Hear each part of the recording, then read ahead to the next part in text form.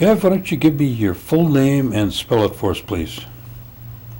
Beverly Jean King Metoxen, my maiden name. And spell all the names for us? Beverly, Beverly, Jean, Jean, King, King, and Metoxen, Metoxen. And Metoxen is your maiden name? Yeah. Okay. And your date of birth? 2/23/46. And where were you born? I was born in Green Bay, Wisconsin. And give me the names of your mother and father and your mother's maiden name. My mother's name was Sadie Cora. Cornelius was her maiden name, and Metoxen was her married name. And then my father was Irvin Jonas Metoxen. All right. Do you remember the names of your grandparents? Yeah. Mm-hmm. Why don't you give us those names of your grandparents? My grandmother was Sophia Cornelius. Her maiden name was Anton. And my grandfather was Mason Cornelius. Did you know either one of your grandparents? Yes, my grandmother I did. On what was her name? Sophie. Sophie. Yeah. Is that on your mother's side? Yeah. Okay. Mm-hmm. That'd be Sophie Cornelius. Mm-hmm. Yes. Is she the only one of the grandparents you knew? Mm-hmm. Okay. And how old did you know her? Did you stay with her, or was she living with you and your mother and father? Yes, we stayed with her in the old homestead, and I think I was like, I want to say maybe 8 years old when she passed away. And where was the old homestead? Between Freedom and Oneida. On what road? Tip Road. Tip Road. And how big a place was it? Was it a couple acres, larger? Well, she used to own 40-some acres at that time. And then it was just, it was a 2-level home, the downstairs and the upstairs. There was 2 bedrooms upstairs. There was 1 downstairs and the kitchen and living room. Okay. And did your grandmother, did she talk Oneida? Yes, she did. And did she ever tell you what kind of education she had? Yes. It wasn't very much at that time. Did she go away to school, or was the schooling all here? It was here. I can't remember the name, but I remember her telling of like a boarding school. Mm-hmm. And what reaction did you get from her stories about the boarding school, good or bad? I want to say bad, and some, they couldn't do a lot of stuff. She used to tell me her teachers were mean. So I don't know what she meant by that. Now, what type of work did your grandmother do, or was she mostly a home worker? She was a home worker, yeah. Home worker. I don't believe she ever went out and did any kind of work. And how many were in the family of your grandma and your grandpa's family? It would be your mother's brothers and sisters then, right? Yeah. Do you remember their names? On my mother's side,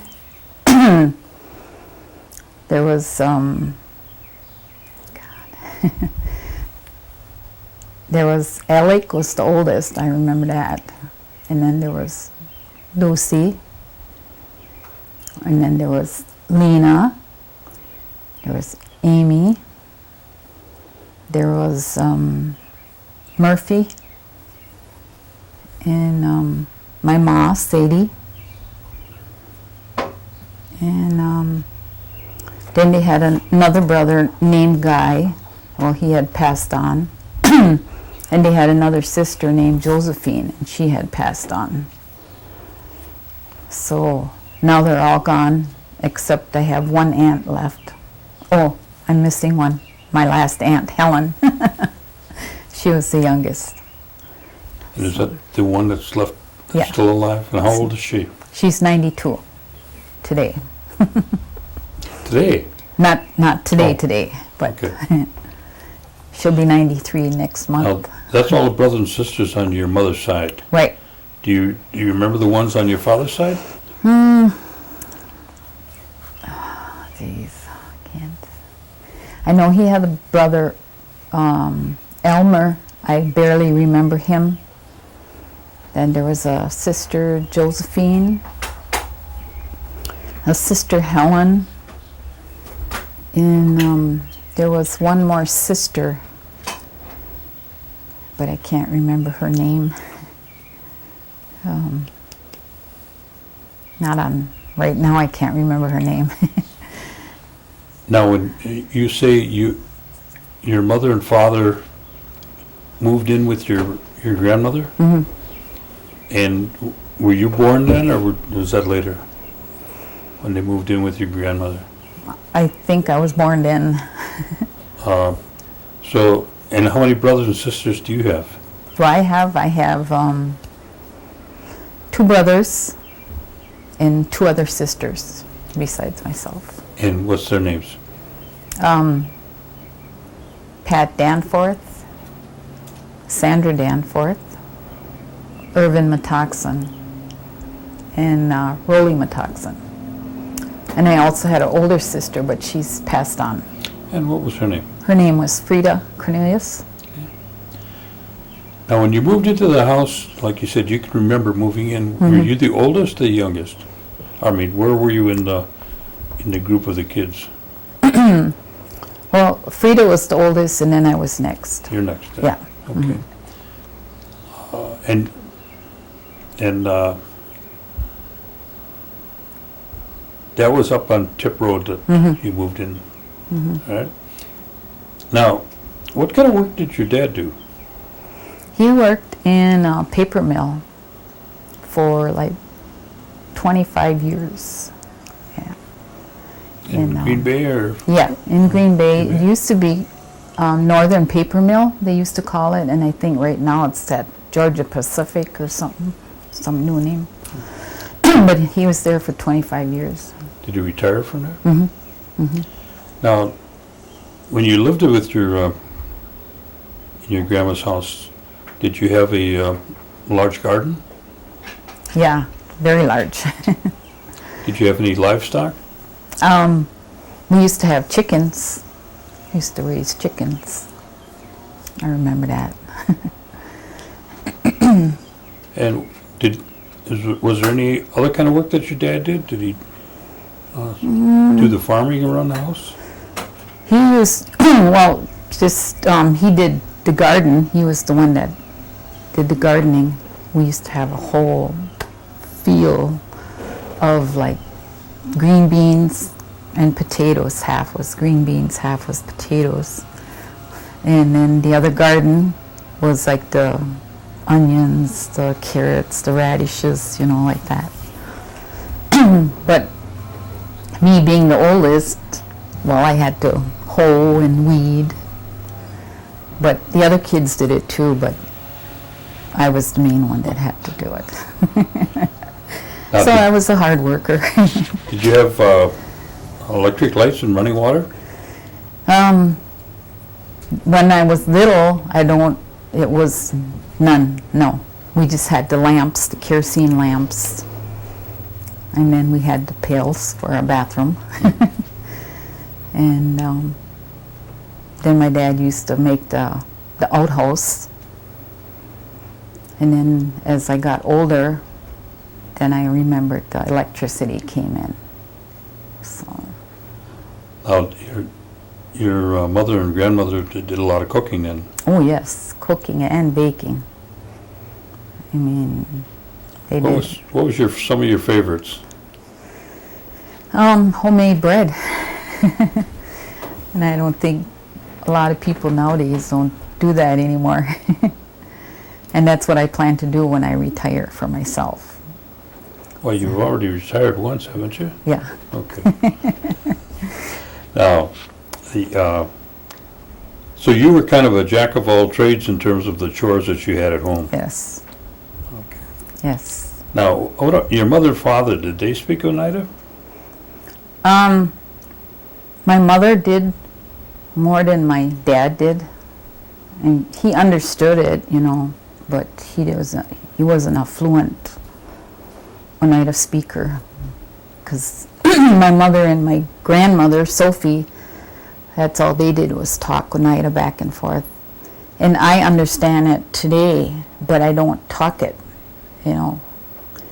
But there's always some people I don't understand, their Oneida language is different from the way I learned from my mother and grandmother. Their language was different. Can you figure out why that is, that you can speak? I mean, you can hear it and understand it, but you can't speak it? Do you ever wonder about that? I did, yeah. But I just... Do you ever try speaking it? I can say it, like right now my Aunt Helen, she teaches the Oneida language.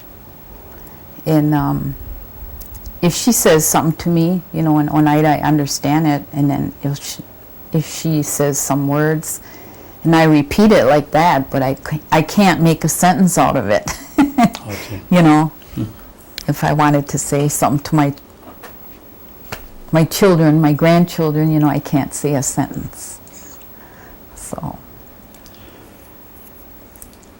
Were any of your parents or your grandmother that you know of involved in any kind of the tribal operations that are, committees or commissions that may have existed back in those days?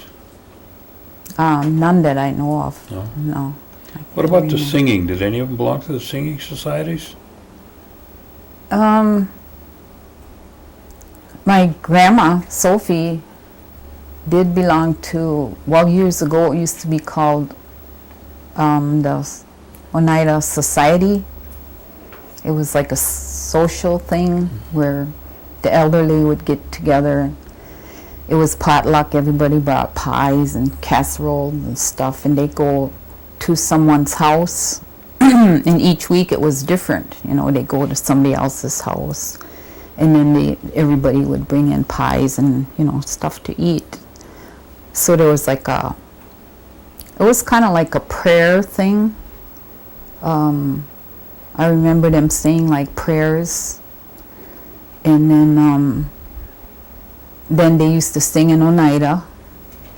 And I remember this one man that used to lead them in singing. His name was Ephraim Schuyler.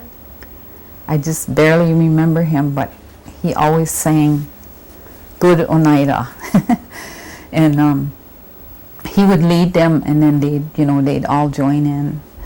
And then it was kind of just basically like a social afterwards, and just getting together and talking and eating. I remember that when I was 8 years old. What about the funerals at the time? How were those handled? I can remember that people used to bring the bodies to the homes. In fact, my grandfather, when he died, they had his body at the old homestead. They brought it there, and then it's basically like now we set up the chairs, the casket is up front, and the flowers, whatever. And then it's just family and friends. And then people brought food, just kind of basically like now, but it was always in the home. And then, I don't know, but I think they had the services right in the home. Yeah. And the singers would come? And the singers would come. Did you have an opportunity to, to sing and learn to sing any songs? As a little girl, I used to like listening to it, and I still do, and I tried singing, and to this day I probably could, if I had the time. But maybe when I retire, I will have the time to sing Oneida. Well, I hope you do. I hope you do. So you don't know if your parents or grandparents were involved in any kind of tribal politics or things like that? I don't believe they were, no. Did you ever hear them talk about the New York claim? No. Did you ever hear them talk about receiving 52 cents? A check for 52 cents? I don't remember them talking about it, but I think I seen it in, like old papers, that there was like receipt on there like for 52 cents. I think I remember seeing that someplace. It was. Do you have any of those old papers or pictures? I don't know. I'd have to, What about your aunt, Helen? Does she have She any might have some, yeah. old pictures and newspapers? She might have some, yeah. Where would they be? Would they be at the nursing home now, or at your house? Probably at the house. At the house? Yeah. Okay.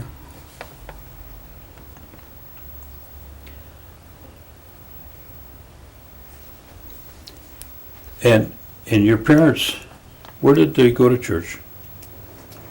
Holy Apostles, as far as I can remember. And is that where you went to church too? Yeah. Tell me about when you were small, what it was like at church. Is there a great deal of difference? Yeah. I remember when I was small that we always had to come to church. It was a big thing for my mother and my grandmother that we all had to attend church. I remember we had nice dresses we had to wear, and we had to wear the bonnet or something on our head. And then I remember going to church school, and there used to be sisters here at the time, and they used to teach. We used to have to go to the parish hall, and then there was classrooms in there, so we each got divided into different classrooms. I remember that. What was the preacher's name at the time? I think it was Father Christian that I remember. Do you remember any of the sisters' names? There was Sister Mabel, Sister Edith, and there was one more. Sister Ann, I think. Those are the three that I remember. What was Christmas Eve like then?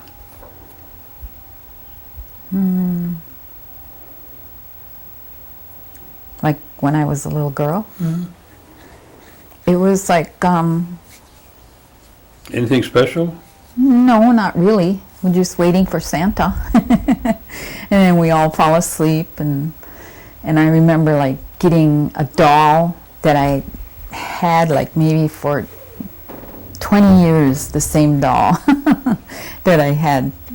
And like years ago when we got a doll, that was our only doll, and we made it last. The hair would fall off, and it was, the dresses on it was all raggy, but it was still a good doll, because it was made out of, like, I don't know, rubber. It lasted a long time. Wasn't anything fancy like nowadays, but that doll really meant a lot to me and to my sisters, because then we had to pass it on.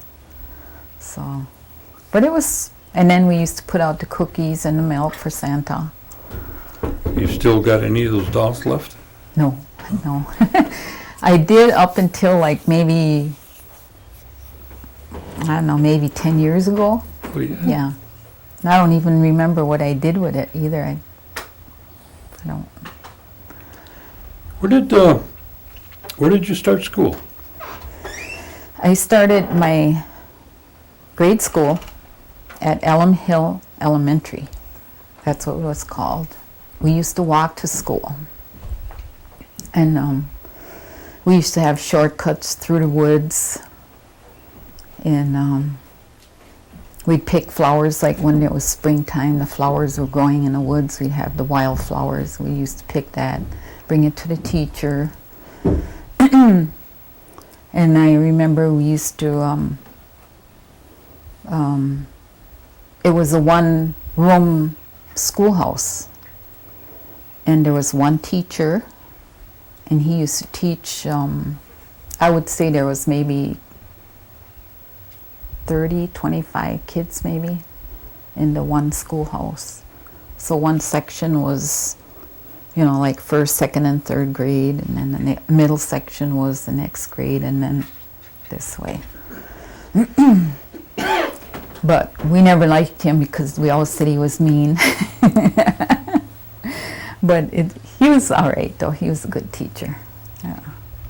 But I remember walking to school all the time until my mom got a car, and then we did carpooling.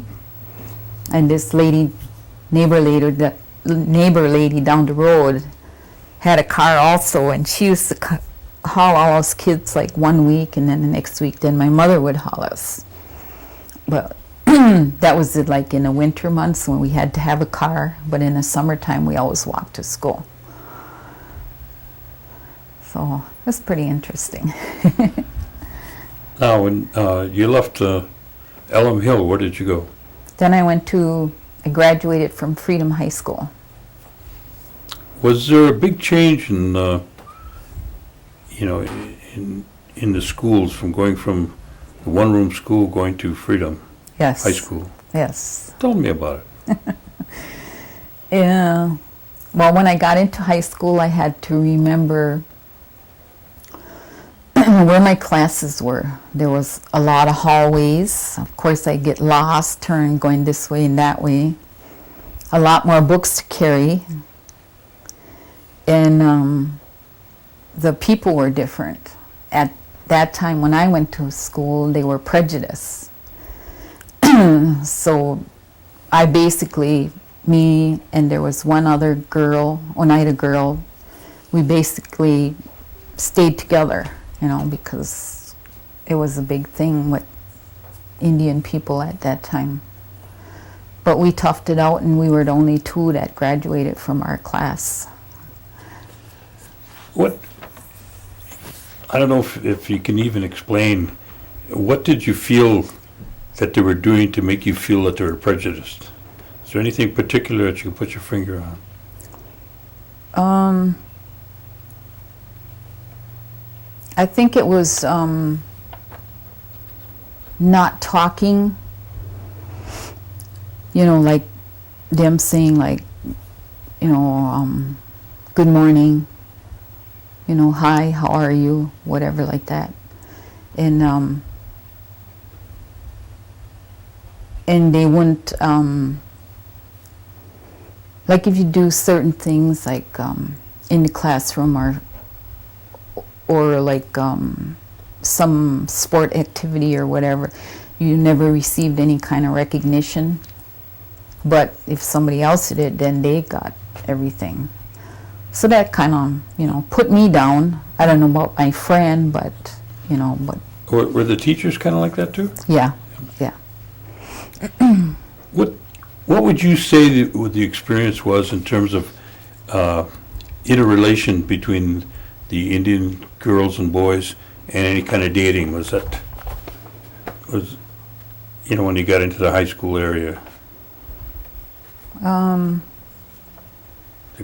Pretty much non-existent, or? Yeah. And after school curriculum, you know, activities, did you get a chance to become involved in any of those? No, I don't remember being involved in anything extra. Just, basically what I did at school, and, I kind of wanted to be, do something extra, but, it didn't, I wasn't interested in it because of the people, I guess. It kind of made me. Give me a gauge on from 1 to 10 your experience in high school. 10 being top, number 1. Maybe a 7. Yeah. Then what? Once you started going to high school, were you involved in any other activities, not at school, but in Oneida, like in the summertime? Did you did you go out and work in different places, or pick cherries, or Yeah. besides working around the house? Well, in the summertime, I used to go with my mother. We went to pick cherries in Sturgeon Bay, and that was like our money, extra money. But yeah, we used to pick cherries all the time. I remember that, climbing the trees and hauling the pails of cherries, and then we used to stay in these cottages, like I guess you would call them. But each orchard was different. Like some had the cottages, some had the long dormitories, like, and then you had the small room. It was just divided by a wall, and that was like. I think you're talking good about them when you say cottage. It probably was one room or one building. That was it. Yeah. There wasn't a whole lot of amenities. Yeah. What about sports or dancing? The dance halls. Did you get a chance to go to those? Sports. Some I did. I used to play softball at one time. I used to play volleyball. Dancing, I used to love dancing. And wherever like years ago, they used to have the polka dances, and I remember there used to be a big dance hall. It was called Vans Valley Dance Hall. That was down where I lived.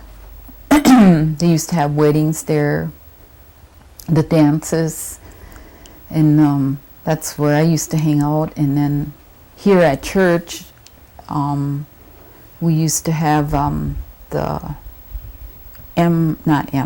YPF, Youth Fellowship Organization, and I was into that, and we used to have dances at the parish hall, and then we used to have small, they used to call it carnivals, and we used to pick like a king and queen, the best youth boy and girl that was that we put in votes for.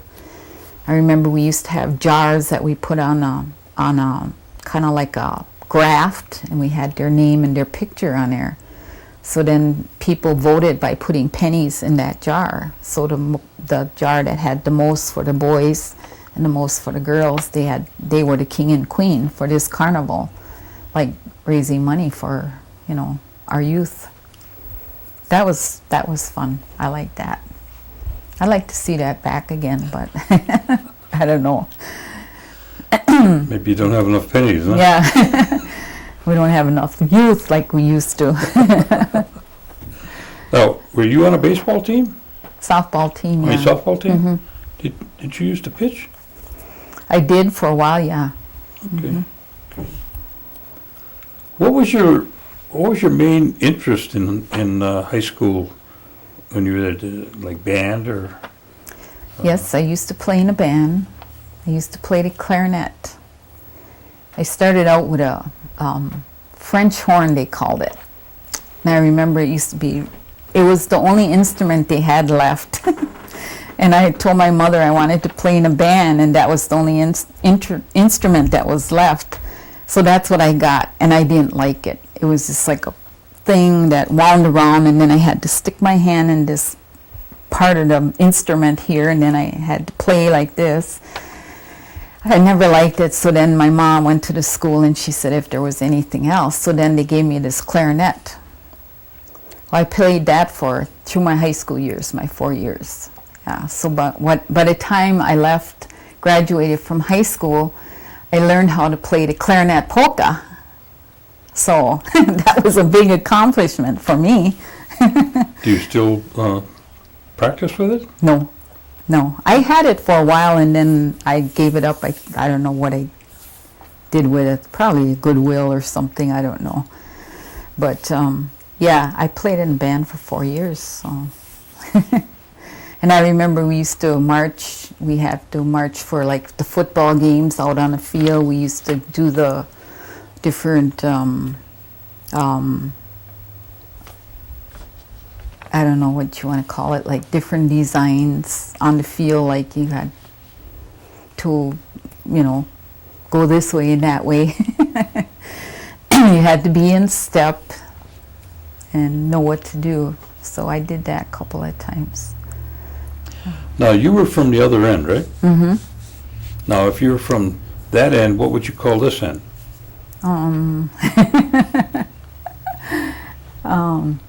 below? What did they used to call it? I remember my mom saying something about it. I can't. Don't be going with those guys from the other end. Huh? Yeah, something similar to that. But yeah, there was always like that. People from that end were, that they were. She always said of something in Oneida about that. I can't remember what it was. So. You had words for it in Oneida. Yeah, Right? there were good words, but they were just, like.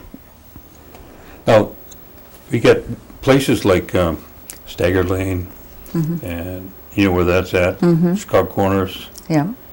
Salt Park Avenue. Now there's a place called Goosetown. Yeah, I remember that. Is there any other ones that are up on your end? Geez, I can't think.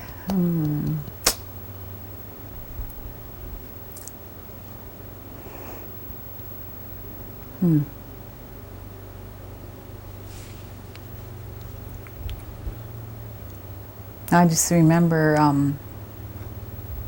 Vans Valley, they used to call it that at that end. Did you ever hear of Skunk Hill? Yeah, I did. You know where that's at?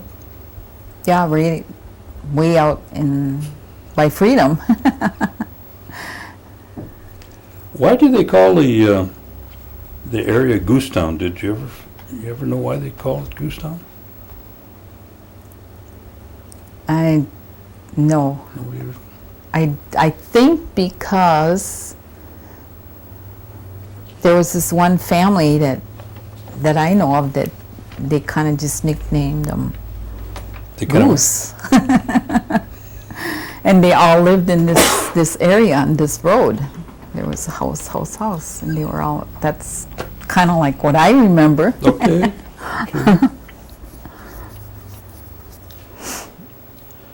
Now, once you finished going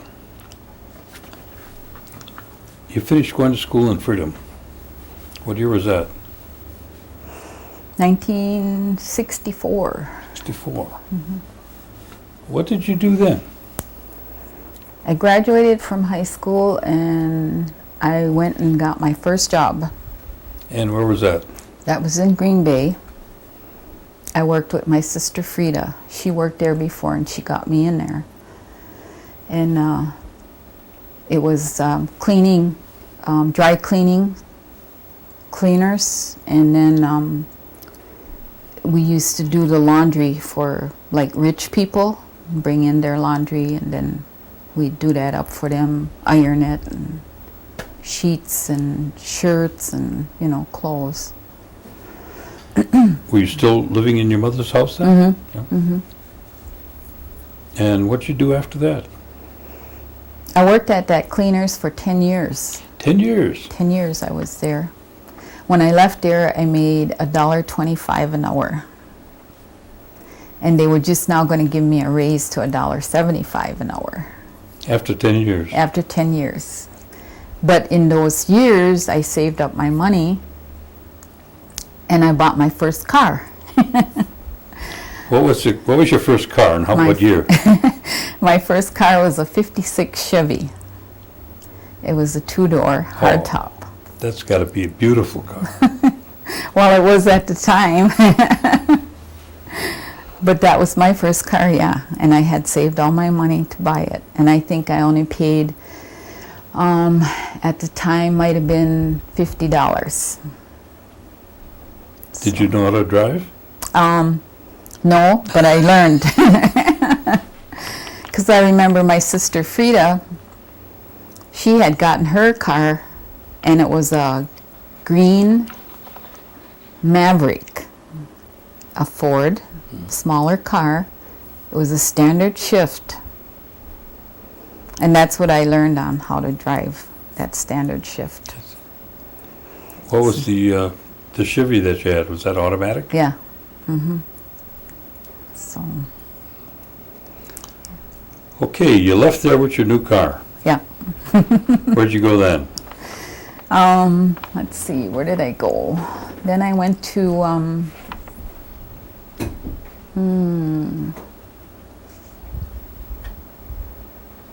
I think I applied for a job through the tribe. And at that time it was, it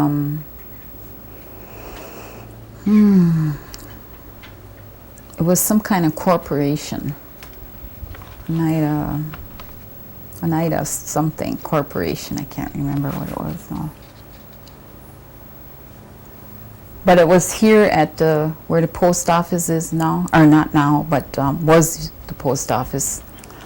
And it was just, that building was just built, and then there was a little room in there. And it was working for Ernie Stevens Sr. Would have been my boss at that time. And it was doing the selling of cigarettes. And at that time when the tribe first brought in the cigarette deal. And so I had applied for that, and then they chose, they picked me. So then I basically learned retail on my own, just from people teaching me and learning and stuff like that. And so I was there from that time till now, 26 years. 26 years? Yeah. You must be one of the oldest retail employees the tribe has. Yes, I am.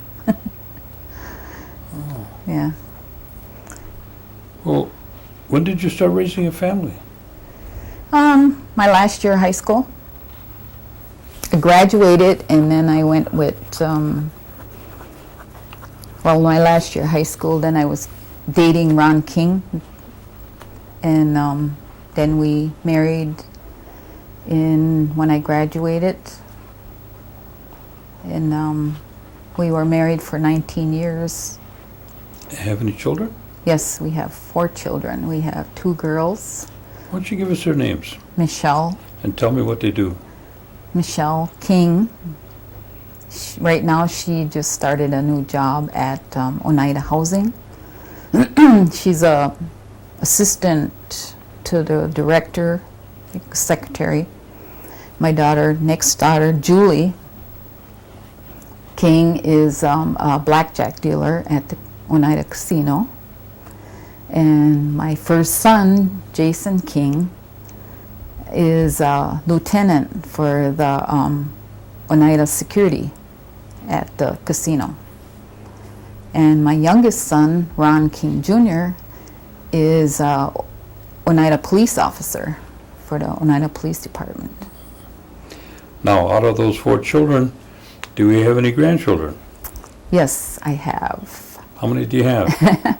I have 11 from my kids, and then I have like 1 adopted grandchild. Okay, can you give us their names? Oh my goodness. We got enough film. My granddaughters are, let me see now, I gotta think here. Cora, Sophia, Camden, Kaylin, and Ronnie. And then my grandsons are Jonathan, Jacob, Robert, Treylani, Mason, and then my adopted grandson, Patton. So, Any great-grandchildren? no, Not yet. not yet. Now, you were working for, I'm trying to think of what that was, because the Indian Action Team was over there at the time, Yeah, and the cigarettes operation was in that building. And you worked there with the cigarette operation about how long? let's see. I worked there maybe like, I want to say a year in through that small area there, and then from there then they went over to the Civic Center when that first came around, and they sold cigarettes out of there. And then they were there not too long, and then they opened up, there used to be a small drive-in on Highway 54, a small drive-in ice cream, whatever. So that was empty, and then they made that into like a little small building where we could sell the cigarettes out of there. So people drove up to the window, ordered their cigarettes, I got it for them and gave them their... About how many employees were working, in the operation then? There was just me. And let's see, me and Ernie, I think, and then they because I worked like, I want to say at least maybe 3 years actually by myself before they even hired anybody on, like part-time. Because then I was getting tired because I was working all the time. Like, seemed like I was day and night. And so then I asked if they could get somebody part-time, so I could get a break. So then they brought this other girl. Actually, they brought in 2 girls. When did you start out on E&EE?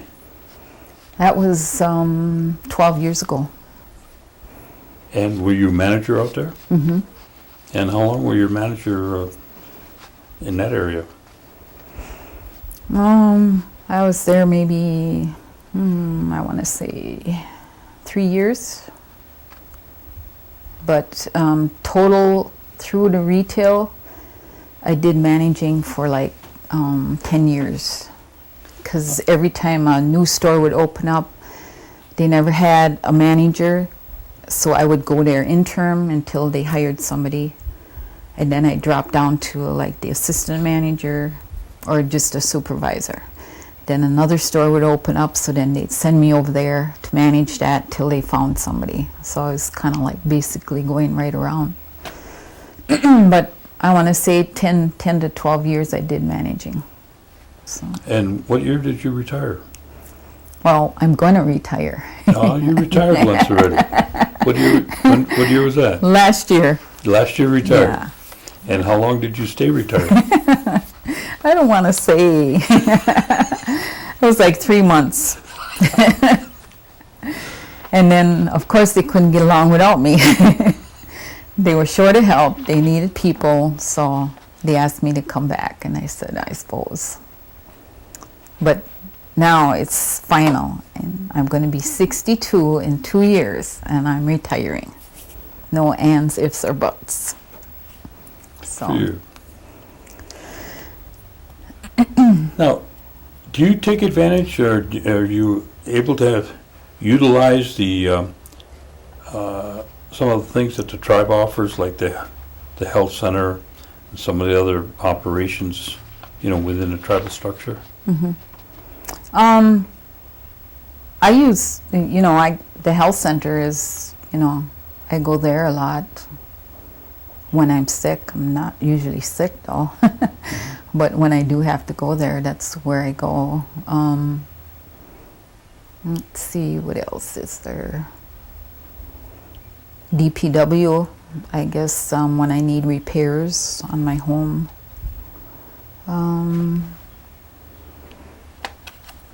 Other than that, elderly services, sometimes I can get help, but sometimes I don't get help. So. What would you, if you had the opportunity to make a change or, make a change within the tribal whole organization, is there anything that you'd like to see that you could just grab a hold of and change the thing right now? Kind of like a pet peeve. You got something that bothers you that, or that you'd like to add to it. Boy, that's a hard question. Well, they get harder as we go,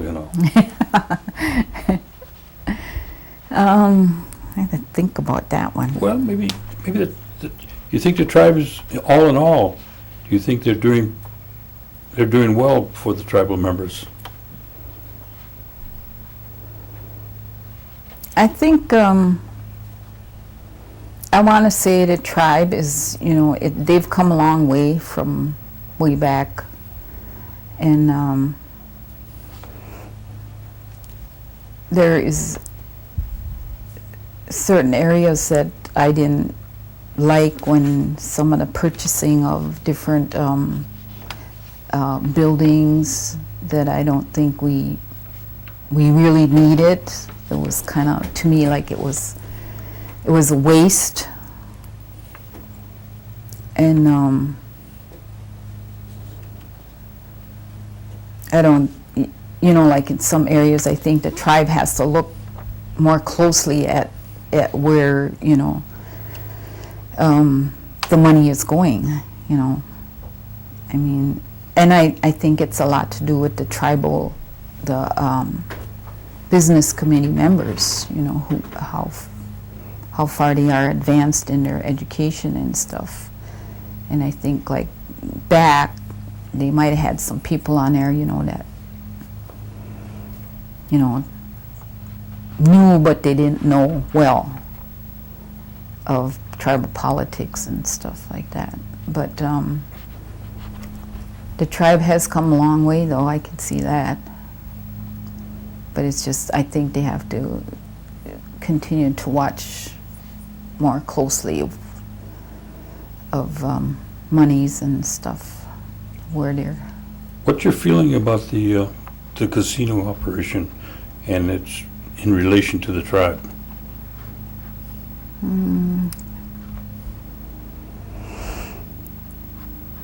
I think it could go for improvements. Employees, some employees, like from my experience in retail, I can see a lot of things that my higher ups can't see, what's going on or whatever. And I think that's the way it is in a casino, the employees can see the different things, and then the upper management can, and they need to voice their opinions. But like today now, it's hard to do that. You can't say something without somebody, Repercussions. Yeah. And I think it's like that. It's like that all over, I think, within the tribe. Yeah.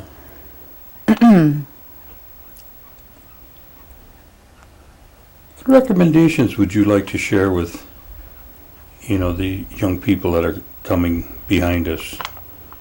And hopefully through this tape that you'll be able to do that. What would you like to give them?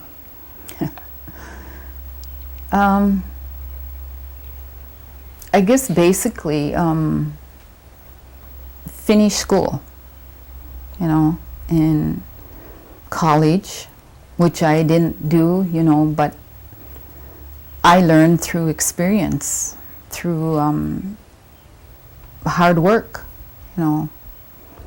And I wish I would have went to college, but, you know, in my years, my mother and father couldn't afford it. And they didn't have no funding like they do now, you know, so, and everything now is more advanced, you know, than years ago. And so I would recommend that young people coming into the, you know, will, you know, use college and schooling is the main thing. And just this past weekend, my daughter, my oldest daughter, she's 36 years old, graduated with her bachelor's degree. And I was so proud of her, but we had to go to Milwaukee and see the graduation because there was just too many people. She graduated from Cardinal Stretch University. So now she says, Mom, she says, you think I should go on to my master's? And I said, well, that's up to you. It would be nice, you know, you've come this far. And so that's what she's going to do. It's terrific. So I was just proud.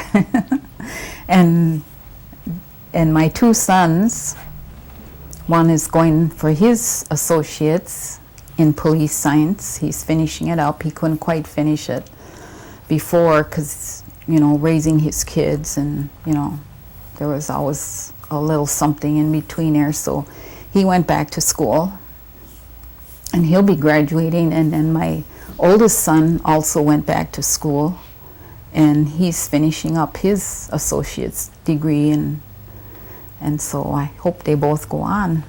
And, you know, I'm proud of them because I said I couldn't do it, you know. I would have liked to, but... Yeah, but do you realize that in 2 more years, you'd be able to do that? Yeah.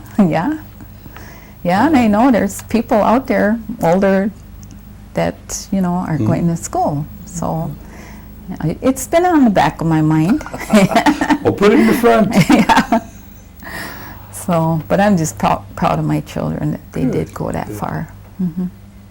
So. Is there anything else you want to share with us today? What we got you under the hot lights.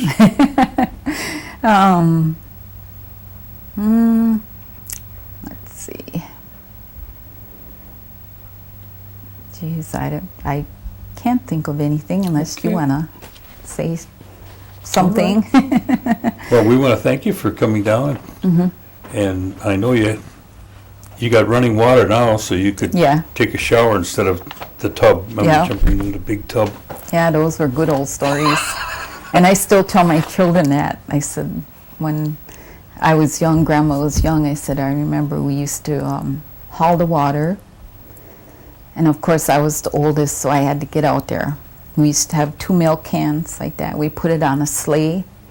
And then we go down to the well. There was always a small spring, like a well. It was always clear water all the time. So that's where we get the water, and then we haul it back to the house. And I remember this one time, my sister, she helped me. And I told her, I said, now you hang on to them cans, you know, the milk cans. And I pulled the sleigh. This was in the winter time, so I'm pulling the sleigh. And we hit a bump. Well, she wasn't hanging on to the can, so our water went all over. And I hollered at her. And she, of course, she went running up to the house and told my mother. So then my mother came back, and I got the licking because I wasn't watching the water, you know. So because I was the oldest, I was always the one that got the lickings. I should know better.